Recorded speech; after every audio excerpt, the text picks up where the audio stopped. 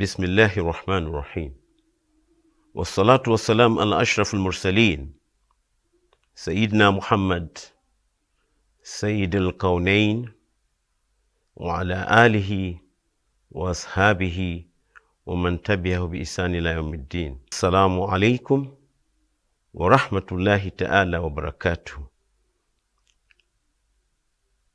The discussion or the topic is marriage in Islam as a stabilizing force for the nation.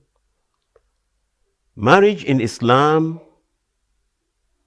is a sacred contract between a male and a female with the acceptance of the guardian, wali,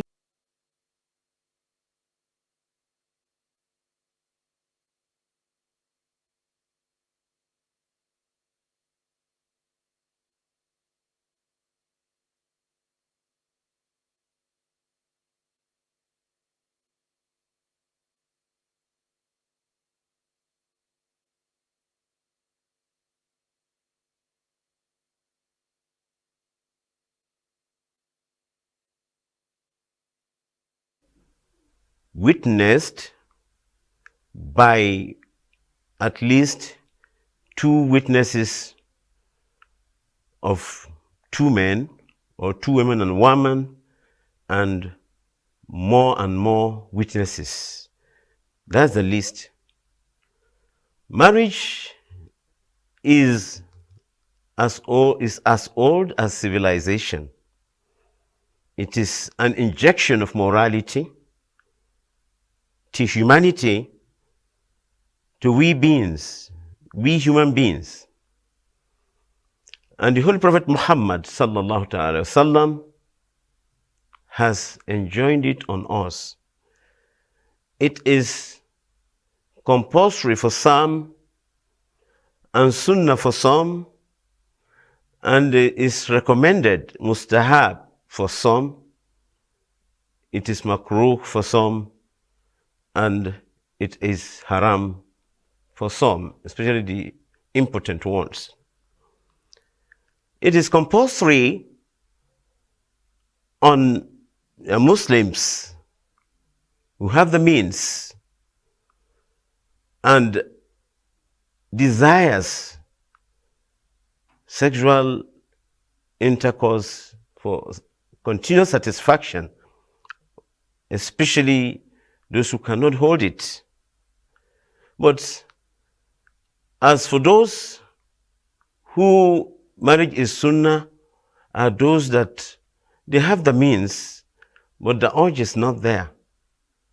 As the urge is not there, but it fulfills an essential ingredients of his worship, his Islamic duty to Allah subhanahu wa ta'ala, and as a sunnah of the Holy Prophet Muhammad sallallahu alaihi wasallam, so he decides to fulfill the sunnah of the Holy Prophet sallallahu alaihi wasallam. So for such, it's sunnah. And it is mustahab for those who have the means to marry, but has a frigidity, a kind of fear, or unable to give satisfaction to a mate. So it is not by force that such should do it. It is recommended if he can. And then makruh is those who at all have no means,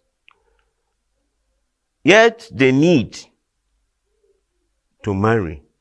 But a situation where he struggles to marry, and this pushes him into fraudulent practices, stealing and whatnot and what have you, evil, then now it has been also ordained on us to be able to control our desires, that when you are of age, desirous of marrying and you cannot, then you should resort to fasting to procure yourself. It will be good for those who are in need to resort to fraudulent means of livelihood to bring in a wife due to the importance of the responsibility you owe a woman, it should not be from illegality. Therefore, if you want to marry, hearken up and try to see that you are engaged in a very legal work for which the woman also will be proud of. But it is haram for an impotent who will not be able to satisfy his partner. This is it. And also, we have been ordained by the glorious Quran when Allah speaks and says, "Fankihu ma toba lakum minan nisa masna wa sulasa wa ruba'a wa in hiftum Allah ta'dilu fawahida." This is very direct.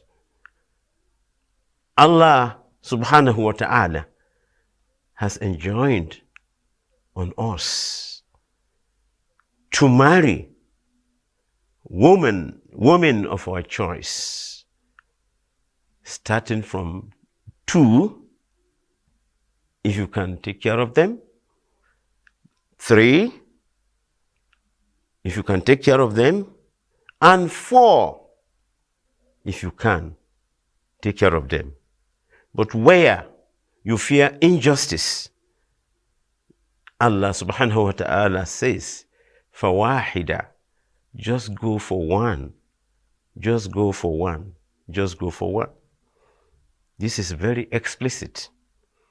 In our society today, we need to really practicalize the ordinances, the order of Allah and the Sunnah of the Holy Prophet Muhammad sallallahu alaihi wasallam, and to see that we do not eschew justice. It should be within the confine of justice, and the kindness that we should exhibit to serve as a model to the woman you have. You have a duty by her, and she has a duty by you. Always we are enjoined to fear Allah subhanahu wa ta'ala. Ittaqullaha haysuma kunta. So the Holy Prophet has said, fear Allah wherever you may be. And in the Quran, Allah says, Ittaqullaha wa qulu qawlan sadida. Yuslih lakum a'malakum. Yuslih lakum a'malakum. You should fear Allah subhanahu wa ta'ala and say righteous words, which will make Allah to make you righteous. And Allah subhanahu wa ta'ala continues by enjoining us that وَمَنْ يُطِيعِ اللَّهَ فَقَدْ فَازَ فَوْزًا عَظِيمًا. Whoever obeys Allah subhanahu wa ta'ala, that person has really attained success and triumph. So in marriage, it is a sacred trust. This trust should go between the two. When you're about to marry, exercise the guidance given by the Holy Prophet Muhammad sallallahu alaihi wasallam. You should not copulate before you are married. You should not know yourselves. That is, getting too intimate as to the level of sexual intercourse. That should come after marriage, and is the reason why there's institution of marriage. And because Allah loves humanity, you see every community has a semblance of such, only that it may deviate from what Allah has ordained. And anything that we have in our culture that does not go against Islam is accepted by Islam. In some way, it goes against Islam. So marriage in every culture is acceptable, but only other things that we are doing that may complicate issue or bastardize or makes it prohibitive, or when you go into lateness, when you go into prohibitive acts. So when a society enjoins marriage and accepts what Islam has done, definitely that society is getting itself far away from immorality. That is, there is a kind of moral upliftment of the society, right down to the family, individual family. When this is upheld, definitely we are working towards a society that is principled in its moral obligation to his adherents. But where everything is let loose, this one jumps on this, then what is the difference between we human beings and the animals? Animals jump on each other. Must we also do the same? This is a big question for all of us to answer. Marriage in Islam is a wide topic that the available time cannot suffice for us to deal with. But I will urge all of us, especially our young ones that are coming up, to fear Allah wherever you may be and ensure that you keep your morals, you keep yourself and obey the ordinances of Allah. The person whom you want to share your life with as a sacred contract, it lasts up till one's death. If it is so, then we really have to enjoy ourselves and follow the wishes of Allah subhanahu wa ta'ala and also the practice of the Holy Prophet Muhammad sallallahu ta'ala alayhi wa sallam. And those who are already married, please eschew immorality. That is why you are married. If you cannot, a man, you can marry one more, or two, or three, or four. That is that. Whatever will save you being out of vogue, out of righteousness, then you have to try and help yourself to put yourself in the conscious path of piousness. This is what I have to say until another time. Subhana rabbika rabbil izzati ma yasifun wassalamun ala al-mursalin walhamdulillahi rabbil alamin. There's only one